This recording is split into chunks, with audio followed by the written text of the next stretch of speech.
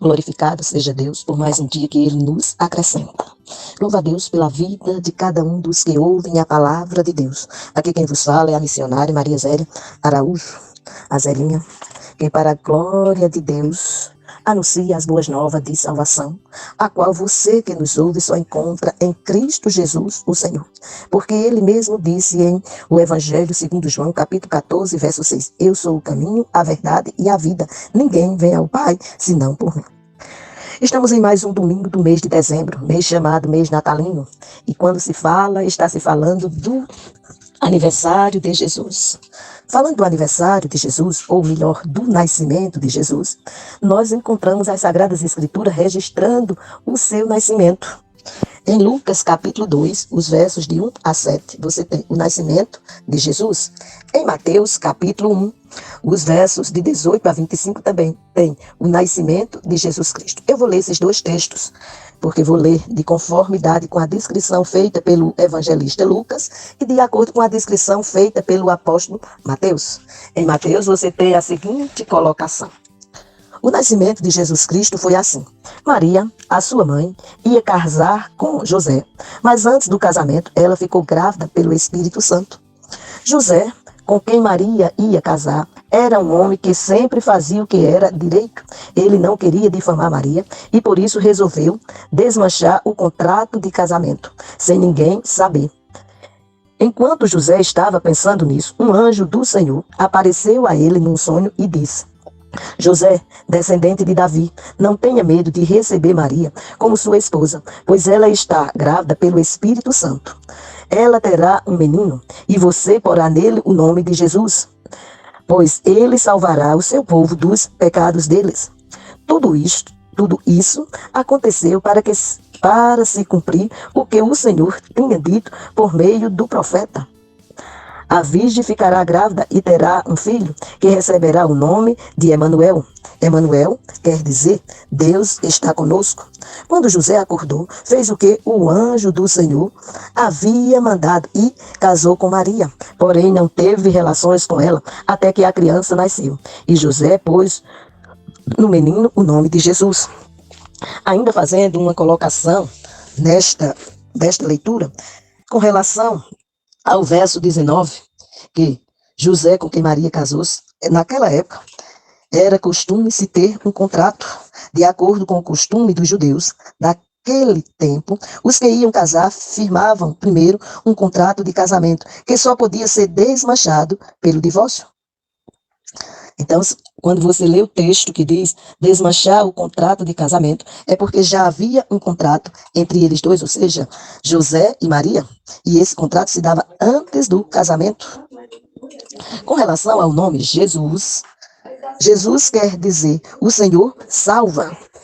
Seguindo ainda esse contexto e agora fazendo a leitura, em Mateus, nós vamos ter a seguinte colocação a respeito do nascimento de Jesus. E aconteceu naqueles dias que saiu um decreto da parte de César Augusto para que todo o mundo se alistasse. Este primeiro alistamento foi feito sendo Cirene, presidente da Síria, e todos iam alistar-se, cada um à sua própria cidade.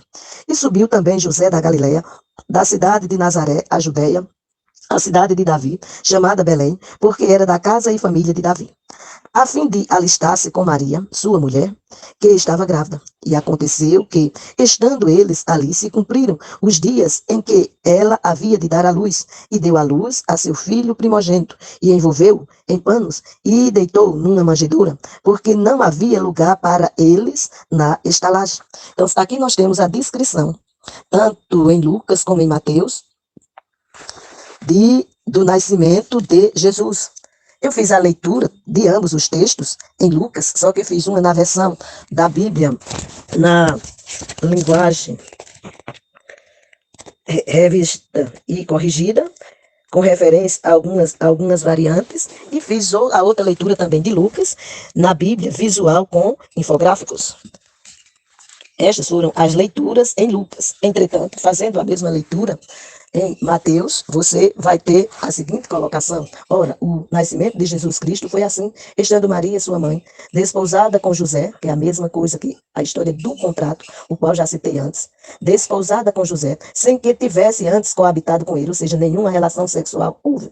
Achou-se grávida pelo Espírito Santo, mas José, seu esposo, sendo justo e não a querendo infamar, resolveu deixá-la secretamente. Enquanto ponderava nestas coisas, eis que lhe apareceu em sonho um anjo do Senhor, dizendo: José, filho de Davi, não temas receber Maria por sua mulher, porque o que nela foi gerado é do Espírito Santo. Ela dará à luz um filho e lhe porás o nome de Jesus, porque ele salvará o seu povo dos pecados deles. Ora, tudo isto aconteceu para que se cumprisse o que fora dito pelo Senhor por intermédio do profeta.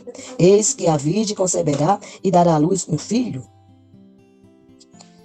e ele será chamado pelo nome de Emanuel, que quer dizer Deus conosco. Despertado José do sonho, fez como lhe ordenara o anjo do Senhor e recebeu sua mulher. Contudo, não a conheceu, enquanto ela não deu à luz um filho, a quem pôs o nome de Jesus.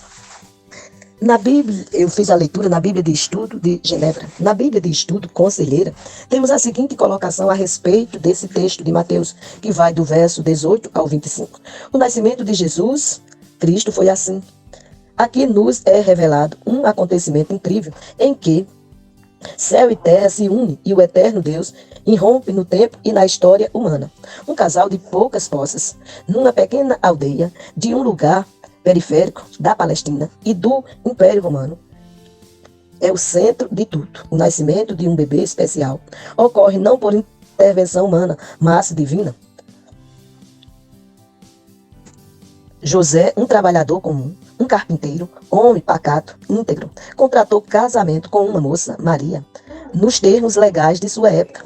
Tudo foi devidamente sacramentado pelos sacerdotes e era de conhecimento público, mas algo estranho surge. Maria fica grávida pelo Espírito Santo e teremos um bebê com nomes especiais em concordância com sua missão.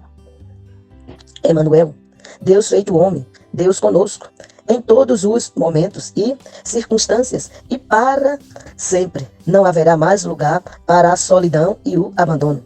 Jesus é o Salvador, porque salvou o povo de seus pecados. Por meio dele, somos livres de toda culpa e condenação, salvos de todo temor e ansiedade. Enquanto ele refletia sobre isso, José se recolhe e o Espírito trabalha nele enquanto dorme. Na condição de vigília, ele estava perturbado. Quem? José. No sono pesado, vem-lhe um sonho. O Espírito fala no inconsciente, além da razão, e José entende num outro nível. Reorganiza suas emoções e seus pensamentos. Um novo sentido brota. A salvação aparece. Assim acontece conosco também. Quantas vezes nos encontramos exaustos, sem saída nem recursos, mas nosso Deus não dorme, nem cochila, como diz lá no Salmo 121. Ele opera por meio dos processos ordinários, comuns ou de forma incomum. De maneira amorosa, ele cuida de nós. Veja que no Salmo 23 a palavra é bem clara que o Senhor é o nosso pastor. Diz o texto: o Senhor é o meu pastor e nada me faltará. Deitar-me faz em verdes pastos, guia-me mansamente a águas tranquilas, refrigera minha alma, guia-me pela vereda da justiça por amor do seu nome. Ainda que eu andasse pelo vale da sombra da morte, não temeria mal algum, porque tu estás comigo, a tua vara e o teu cajado me consolas. Preparas uma mesa perante mim, na presença dos meus inimigos. Unge a minha cabeça com óleo, o meu cálice transborda. Bondade e misericórdia certamente me seguirão todos os dias da minha vida, e habitarei na casa do Senhor para todo o sempre.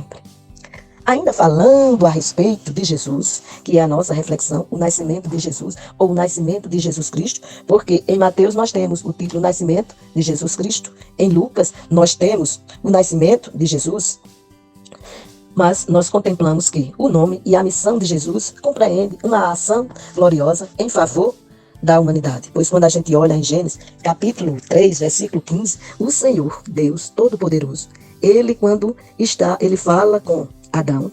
E qual é a consequência de Adão por ter deixado de ouvir a voz do Senhor? Ele fala com Eva e diz a consequência do que Eva provocou, ou gerou, ou realizou para a humanidade. E fala com a serpente. E quando ele fala com a serpente, qual é a consequência de ter levado o homem à queda? Em Gênesis 3,15, nós vamos contemplar a seguinte descrição a respeito do que havia acontecido. Porém, inimizade entre ti e a mulher, entre a tua descendência e o seu descendente. Este te ferirá a cabeça e tu lhe ferirás o calcanhar. O cumprimento dessa profecia de Gênesis 3,15 se dá exatamente com o nascimento de Jesus. E Jesus, como nós já vimos o significado do seu nome, o Salvador, ele vem com uma missão, ele é o Emanuel, o Deus conosco, mas ele vem com uma missão. E em se tratando de o nome e a missão de Jesus, também faremos uma colocação que se encontra na Bíblia, pregação expositiva, com sermões, estudo e reflexões de Hernandes Dias Lopes, que nos diz o seguinte sobre essa colocação. José, como pai legal de Jesus, teve o direito de dar nome a ele. Seu nome descrevia sua missão. Seria chamado Jesus porque salvaria o seu povo de seus pecados. Como eu falei lá em Gênesis 3,15. Jesus não era um filho ilegítimo, mas o salvador do seu povo. Não seria uma vergonha para a família, mas a esperança dos pecadores. O evangelista João registra: Deus não enviou o Filho ao mundo para julgar o mundo, mas para que o mundo fosse salvo por ele, como está no Evangelho segundo João, capítulo 3, verso 17. John Charles Hay diz que Jesus nos salva da culpa do pecado, conforme registro lá de Gênesis capítulo 3, que fala a respeito da queda do homem. Então, Jesus nos salva da culpa do pecado, do domínio do pecado, da presença do pecado e das consequências do pecado. Nós vimos lá em Gênesis, e eu citei que o Senhor apresentou a consequência tanto para Adão quanto para Eva, e a partir deles vieram todos os homens, inclusive nós. Jesus é a forma grega do nome hebraico Josué, e Josué significa Jeová é salvação. Muito tempo antes, o salmista havia dito: e ele quem redime a Israel de todas as suas iniquidades. Tudo no Antigo Testamento aponta para Jesus. Os patriarcas, Abraão, Isaac, Jacó, os patriarcas falaram dele. Os profetas, Isaías, Jeremias, Daniel, Ezequiel e tantos outros apontaram para ele, ou seja, para Jesus. O cordeiro da Páscoa era um símbolo dele. Quando a gente lê lá em Êxodo, a preparação da saída do povo da terra do Egito, saída da escravidão, o Senhor manda eles preparar um cordeiro, preparar a ceia e saírem no dia seguinte libertos da situação da escravidão. Então, o cordeiro da Páscoa era um símbolo dele. Para ele, o tabernáculo apontou. Quando você lê a descrição do tabernáculo no Antigo Testamento, a Arca da Aliança era um símbolo dele, de Jesus. As festas de Israel e os sacrifícios feitos no templo, tudo apontava para Jesus. O sábado era uma sombra dele. E a realidade, ele é a consumação. Nele converge todas as coisas, tanto as do céu como as da terra. Michel Gray está correto ao dizer que Mateus registra no primeiro capítulo de seu evangelho a progressão da revelação de Deus. Primeiro Deus falou através da história, o que fica claro na genealogia de Jesus. Quando você lê os versos de 1 a 17 de Mateus, você vai ter toda a descrição a respeito de Jesus. Veja que no primeiro versículo já diz: livro da genealogia de Jesus Cristo, filho de Davi, filho de Abraão. E aí faz toda a descrição, chegando em descrever todas as gerações que vieram antes de Cristo, fazendo a ligadura, mostrando que ele vinha da raiz de Davi e que Davi vinha da raiz de Abraão. Segundo Deus falou através de sonho. 5 vezes nos primeiros 2 capítulos, Deus se fez conhecer por meio de sonhos. Capítulo 1, verso 20. Terceiro, Deus falou através de anjos, seus mensageiros espirituais, que aparecem em sonhos ou visões, tanto no verso 20, como no capítulo 2, verso 13 e verso 19. Quarto, Deus falou através das escrituras, uma vez que tudo isso aconteceu para cumprir as escrituras. Capítulo 1, verso 22, deixando claras a confiabilidade do Antigo Testamento e a unidade das Escrituras. Quinto, Deus revelou a si mesmo através de seu Filho, o Emanuel, que quer dizer Deus conosco, conforme mostra no capítulo 1, no verso 23. Aí nós temos clara a descrição da vinda do Messias e a missão que este tinha, que era de salvar o seu povo da humanidade. Em se tratando de como seria o seu nascimento, que ele nasceria de uma virgem, o nascimento virginal de Jesus, Maria era mesmo virgem? Tem uma pergunta, e essa pergunta se encontra na Bíblia de Estudo de Genebra. E com relação a essa pergunta, que está no contexto do texto lido, Mateus 1, do verso 18 ao 25, ou Lucas, capítulo 1, verso 26 ao 56, e Lucas 2, de 4 a 7, você tem nesses textos o testemunho em uníssono de que o nascimento de Jesus foi fruto de uma concepção miraculosa. Maria engravidou pela ação criadora do Espírito Santo, enquanto ela ainda era virgem, como está em Mateus capítulo 1, verso 20 e em Lucas capítulo 1, verso 35. A maioria dos cristãos aceitava o nascimento virginal sem hesitar, até que a teologia moderna começou a questionar os milagres no século XIX. Então, a doutrina do nascimento virginal se tornou um ponto crítico de discussão acerca do sobrenaturalismo cristão e da divindade de Jesus. O liberalismo moderno rejeitou o nascimento virginal, juntamente com outros milagres bíblicos. Na realidade, o nascimento virginal harmoniza-se perfeitamente com o restante da mensagem do Novo Testamento acerca de Jesus. O próprio Jesus operou milagres e ressuscitou miraculosamente dentre os mortos, de modo que a sua entrada miraculosa no mundo não cria nenhuma dificuldade inédita, uma vez que ele deixou o mundo de maneira sobrenatural, pela ressurreição e ascensão. A sobrenaturalidade do seu nascimento é inteiramente apropriada, tendo em vista a dignidade e a glória pré-encarnada de Jesus, como nós podemos ler em João, capítulo 1, versos de 1 a 9, 17, verso 5, Filipenses, capítulo 2, do 5, versículo 5 a 11, Colossenses, capítulo 1, versos de 15 a 17, Hebreus, capítulo 1, versos de 1 a 3, 1 João, capítulo 1, versículo 1, bem como a glória da obra que ele veio para realizar, como mostra em Mateus capítulo 1, versos de 21 a 23, do texto lido, e também em Lucas capítulo 1, verso do 31 ao 35. É natural que o seu nascimento tenha sido glorioso e miraculoso. Rejeitar o nascimento virginal de Jesus corresponde implicitamente a questionar todos os ensinamentos do Novo Testamento a seu respeito. A concepção miraculosa de Jesus aponta para a sua divindade e também para a realidade do poder criador que opera no nosso próprio novo nascimento, como é descrito em o Evangelho de João, capítulo 1, versículo 13. Seu nascimento miraculoso também aponta para a sua impecabilidade.